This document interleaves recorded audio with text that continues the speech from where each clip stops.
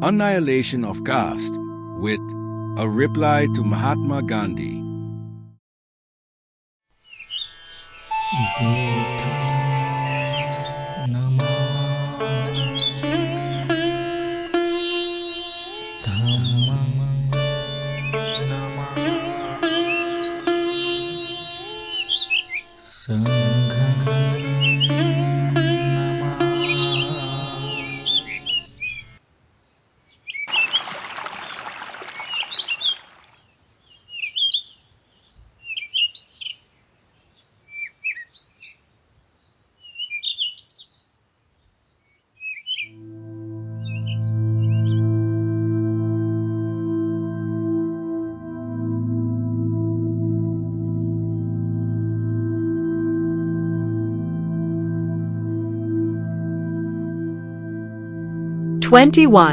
What are your chances of success?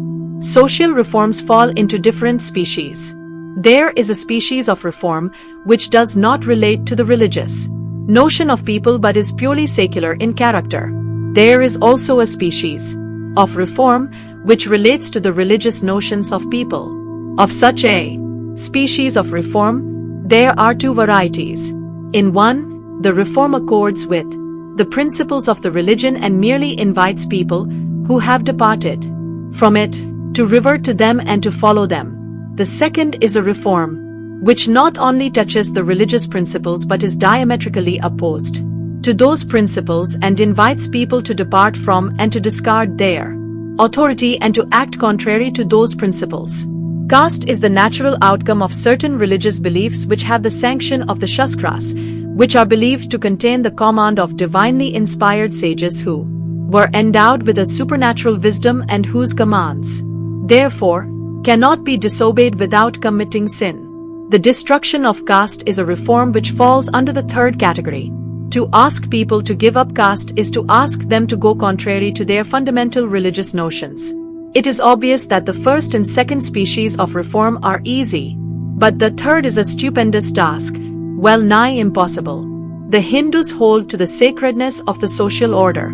Caste has a divine basis. You must, therefore, destroy the sacredness and divinity with which caste has become invested. In the last analysis, this means you must destroy the authority of the Shastras and the Vedas. I have emphasized this question of the ways and means of destroying caste because I think that knowing the proper ways and means is more important than knowing the ideal. If you do not know the real ways and means, all your shots are sure to be misfires. If my analysis is correct, then your task is Herculean. You alone can say whether you are capable of achieving it. Speaking for myself, I see the task to be well nigh impossible. Perhaps you would like to know why I think so. Out of the many reasons which have led me to take this view, I will mention some which I regard much important. One of these reasons is the attitude of hostility which the Brahmins have shown towards this question. The Brahmins form the vanguard of the movement for political reform and in some cases also of economic reform, but they are not to be found even as camp followers in the army raised to break down the barricades of caste. Is there any hope of the Brahmins ever taking up a lead in the future in this matter? I say no. You may ask why. You may argue that there is no reason why Brahmins should continue to shun social reform. You may argue that the Brahmins know that the bane of Hindu society is caste and as an enlightened class could not be expected to be indifferent to its consequences. You may argue that there are secular Brahmins and priestly Brahmins, and if the latter do not take up the cudgels on behalf of those who want to break caste, the former will. All this of course sounds very plausible, but in all this it is forgotten that the breakup of the caste system is bound to affect adversely the Brahmin caste. Having regard to this, is it reasonable to expect that the Brahmins will ever consent to lead a movement the ultimate result of which is to destroy the power and prestige of the Brahmin caste? Is it reasonable to expect the secular Brahmins to take part in a movement directed against the priestly Brahmins? In my judgment, it is useless to make a distinction between the secular Brahmins and priestly Brahmins. Both are kith and kin. They are two arms of the same body and one bound to fight for the existence of the other. In this connection, I am reminded of some very pregnant remarks made by Professor D.sc in his English Constitution. Speaking of the actual limitation on the legislative supremacy of Parliament, D.sc says, "The actual exercise of authority by any sovereign whatever, and notably by Parliament, is bounded or controlled by two limitations. Of these the one is an external, and the other is an internal limitation. The external limit to the real power of a sovereign consists in the possibility or certainty that his subjects or a large number of them will disobey or resist his laws. The internal limit to the exercise of sovereignty arises from the nature of the sovereign power itself. Even a despot exercises his powers in accordance with his character, which is itself molded by the circumstance under which he lives, including under that head the moral feelings of the time and the society to which he belongs. The Sultan could not, if he would, change the religion of the Mohammedan world, but even if he could do so, it is in the very highest degree improbable that the head of Mohammedanism should wish to overthrow the religion of Muhammad.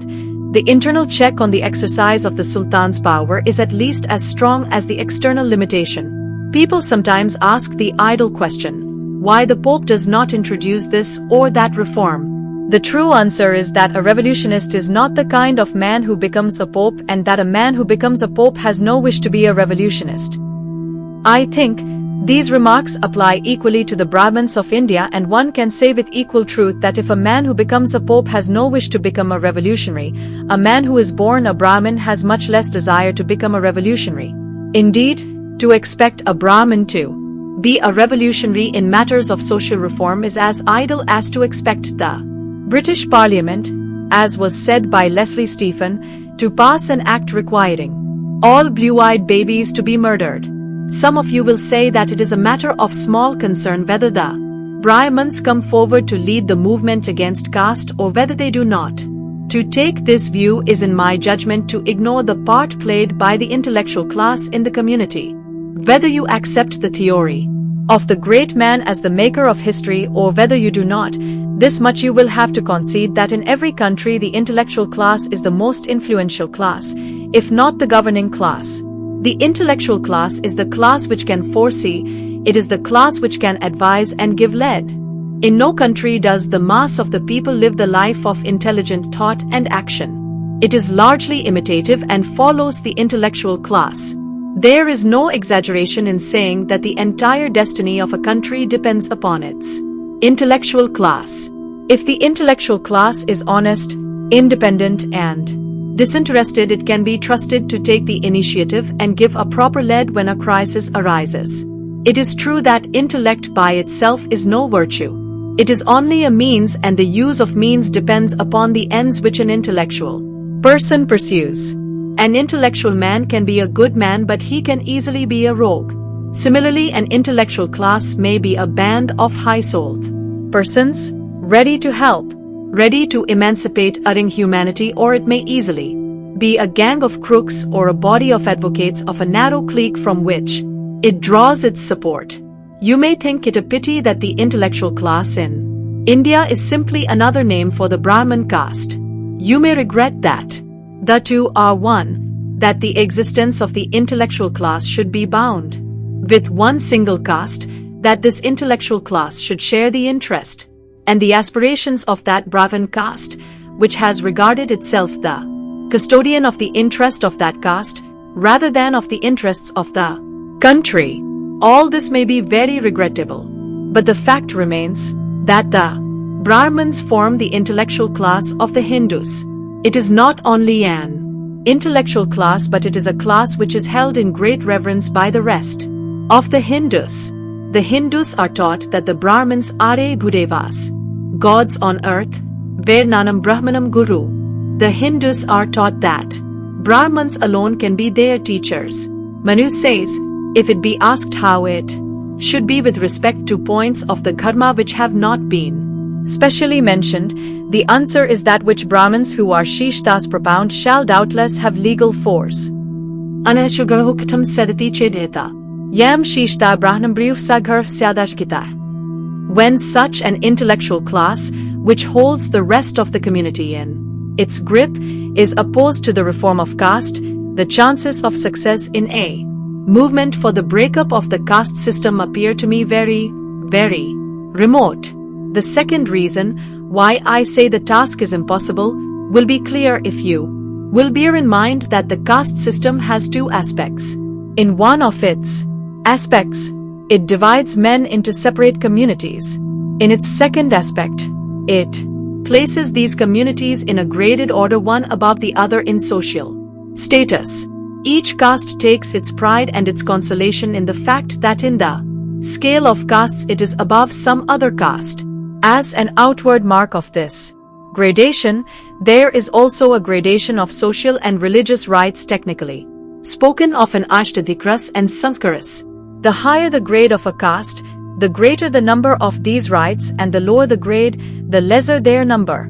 Now this gradation, this scaling of castes, makes it impossible to organize a common front against the caste system. If a caste claims the right to interdine and intermarry with another caste placed above it, it is frozen. Instantly it is told by mischief mongers, and there are many Brahmins amongst such mischief mongers, that it will have to concede interdining and intermarriage with castes below it. All are slaves of the caste system, but all the slaves are not equal in status. To excite the proletariat to bring about an economic revolution, Karl Marx told them, "You have nothing to lose except your chains."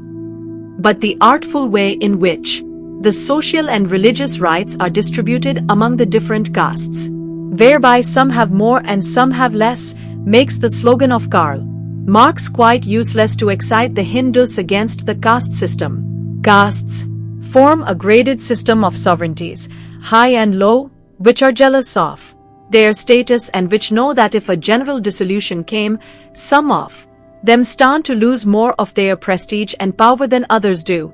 You cannot, therefore, have a general mobilization of the Hindus, to use a military expression, for an attack on the caste system.